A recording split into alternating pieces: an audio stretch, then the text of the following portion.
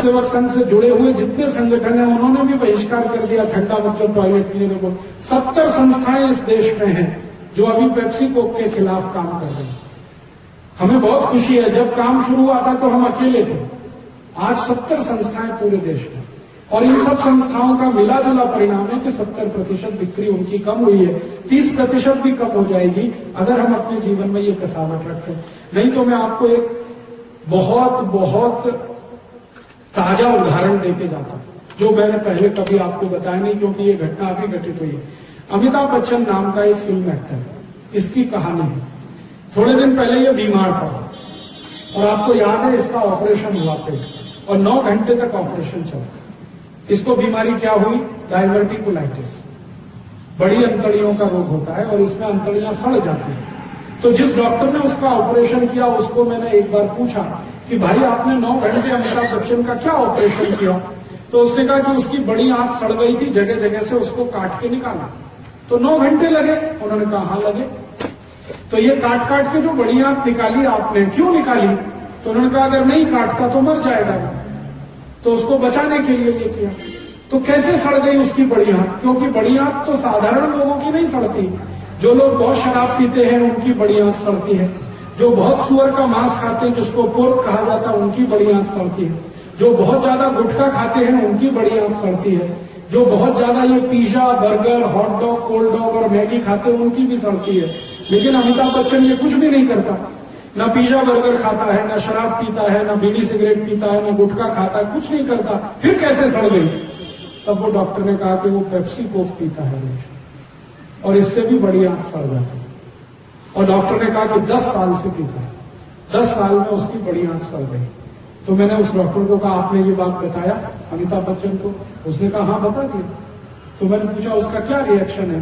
तो अमिताभ बच्चन ने अगले ही दिन से पेप्सी का विज्ञापन करना बंद कर दिया। अब वो पेप्सी का विज्ञापन नहीं करता, पहले वो करता था, अब बंद कर दिया। जब मैं कंफर्म हो गया तो मैंने अमिताभ बच्चन को ईमेल किया और उसको ये सब बात कही। तो उसने कहा yes it is all true, ये सब सत्य है, मेरी बड़ी आंत सड़ी, उसका कारण पेप्सी कोक है। तो मैंने कहा आप ये बात टीवी पे बोल रहे थे,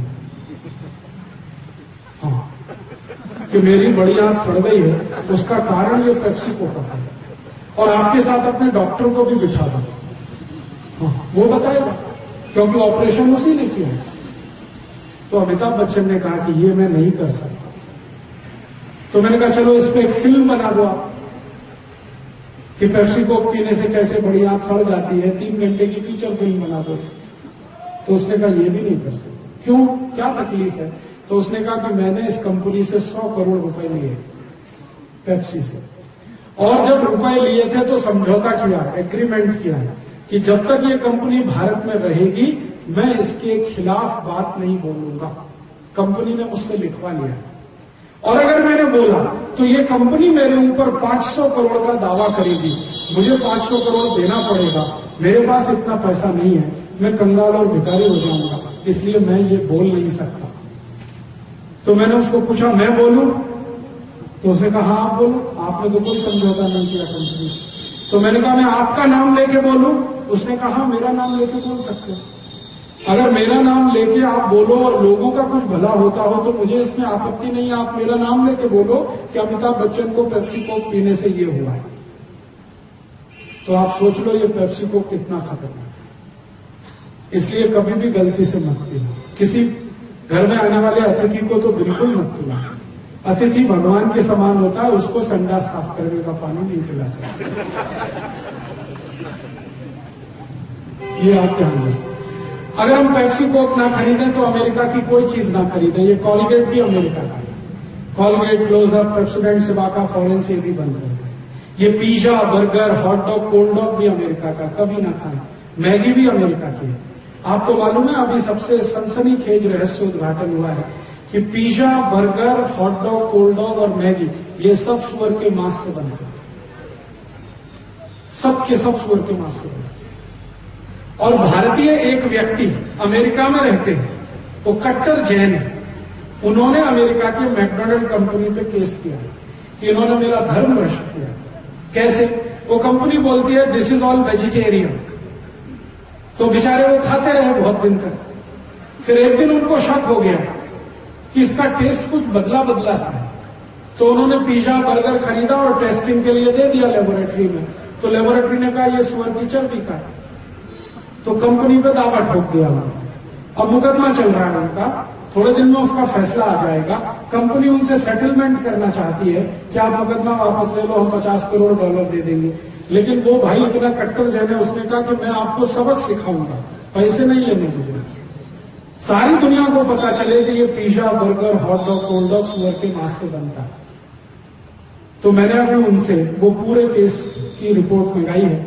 जैसे ही मेरे पास आएगी मैं खुद सुप्रीम कोर्ट में ये केस दाखिल करने वाला भारत में, कि भारत के करोड़ों हिंदुस्तानियों का धर्म भ्रष्ट करने के लिए मेरी आपको विनती है कि आप ये पिज्जा बर्गर मत खाइए और कभी भी मैगी मत खिलाइए अपने बच्चों को, अगर आप शाकाहारी हैं। ऐसे ही अमेरिका की कुछ चीजें और बिक रही हैं इस देश में, जैसे फेयर एंड लवली। बहुत लोग लगाते हैं कि गोरेपन की क्रीम है। मैंने 4 साल एक भैंस को लगा के देख लिया, वो आज तक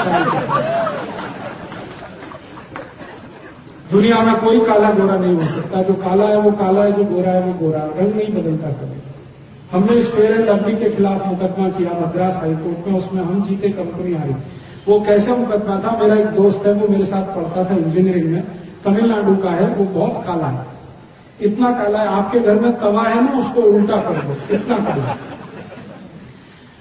और वो मेरे साथ हॉस्टल में रहता था, हम दोनों रूम पार्टनर थे। मैं उसको रोज देखता था वो फेयर एंड लवली लगाता, 12 साल उसने फेयर एंड लवली लगाया। और वो बोलता है कि हॉस्टल में आने से 8 साल पहले से लगा रहा फेयर एंड लवली, तो 20 साल लगाया, अभी भी चिक्कट काला। तो मैंने एक दिन कहा भाई कभी तो तू सुधरेगा। तो एक दिन उसको समझ में आ गया, उसने कहा अब बस, अब बंद फेयर एंड लवली। तो मैंने कहा तेरे पास इसका फेयर एंड लवली खरीदने का जो बिल है, वाउचर है, वो मुझे दे दे। तो उसने दे दिए। तो उसके आधार पर हमने केस कर दिया मद्रास हाईकोर्ट में। वो मद्रास में रहता है तो केस वहीं करना पड़ा। अब जजमेंट देने वाला जो जज है वो एक दिन बोला कि मेरे घर में भी यही समस्या है। वो जज कहता है मेरे घर में भी यही समस्या है। तो उसने बहुत सुंदर जजमेंट दिया। पेप्सी ये फेयर एंड लवली कंपनी के अधिकारियों को जाना पड़ा मद्रास हाईकोर्ट में। जज ने उनसे पूछा कि आपने इसमें क्या मिलाया है जो किसी व्यक्ति को काला है तो गोरा बना दे। तो उनका साहब इसमें कुछ नहीं मिला है। तो अच्छा ये बताओ ये बनती कैसे? तो उनका सुअर की चर्बी के तेल से हम इसे बनाते हैं। अब भारत की करोड़ों माताएं बहनें ये सुअर की चर्बी का तेल चेहरे पर पोतती है और सोचती है बहुत सुंदर हो रही है।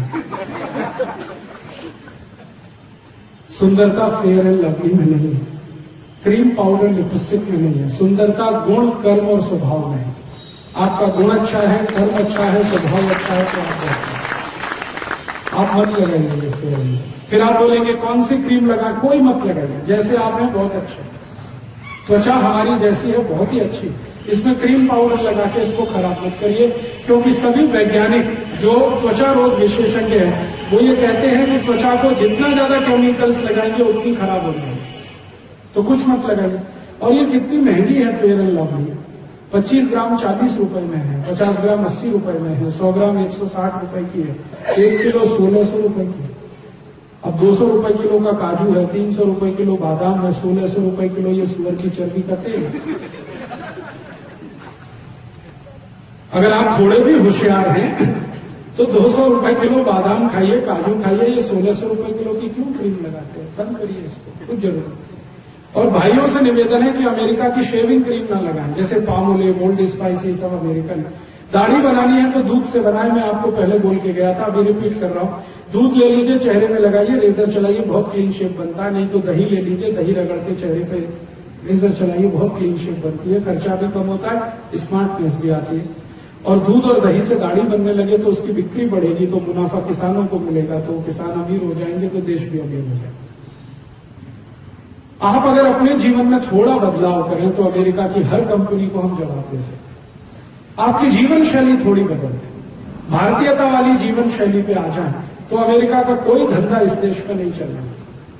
और मेरी आपसे छोटी सी विनती है, बहुत जरूरी, कि अमेरिका की कोई भी दवा ना खाएं। और मेरा तो आपसे एक कदम और आगे बढ़कर कहना है कि एलोपैथी की ही दवा ना खाएं, क्योंकि खतरे सब उसी में है। आपको मालूम नहीं कौन सी दवा टेस्ट के लिए आई है, कौन सी ट्रायल पर आई है।